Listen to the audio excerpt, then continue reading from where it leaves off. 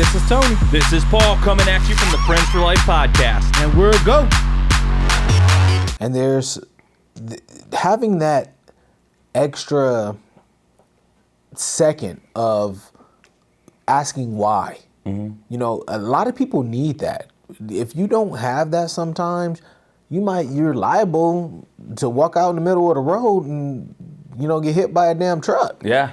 You know, you need to have that sometimes, because there are more times than not that I'm actually in the gym, running on the treadmill, and I'm thinking about, is this decision the best? You know, do I really need to let go of this person? Mm-hmm. Do I need to let this individual know that we can't help them? Have we tried everything that we could? Mm-hmm.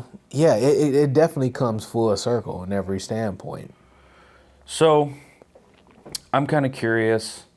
You said earlier you went to this like awesome big conference. I had no idea you were going to this thing. So like, what are some takeaways from that?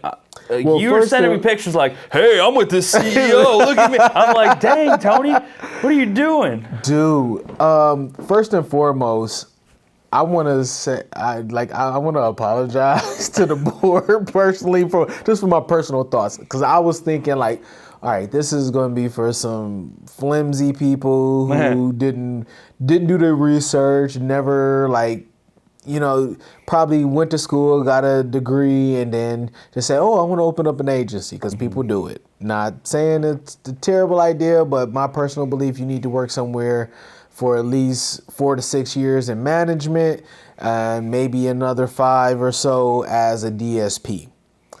But anyway, I went in with a skeptic mindset, and was blown away by the open honesty of some of the larger agencies in the city, who were very open with their answers and candid about the things that they're going through versus the things that we're going through, and they're not different. Well, that's just going to make the community stronger when everyone's on the same team. So I definitely think that I grew a little bit during that. And like I said, we have 2 more sessions. Some of the takeaways, let me put it like this. They didn't teach me too much of anything new, because a lot of the stuff that was based upon, I have read in books already. Mm-hmm. And there were 4 CEOs that were already sitting up there, and I asked them the books that they were reading and what they enjoyed to read, or what was their favorite book, and what was the books that they read this year thus far. Less if it was more than 3, just up to 3. 2 of them were reading a book that my wife and I just finished. One lady just finished a book that I read sometime last year, and the other gentleman, I can't remember which one he said, or he didn't even say one. But anyway, it was more or less like, it just made me feel like it was almost like a counseling session. I wasn't alone.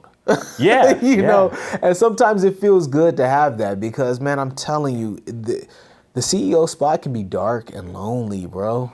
Like, it's lonely at the top. It's lonely at the top, you know, except with my Ace of Spades. No. Hey, everybody. Thanks for listening and watching the Friends for Life podcast. We'll be back soon with another one.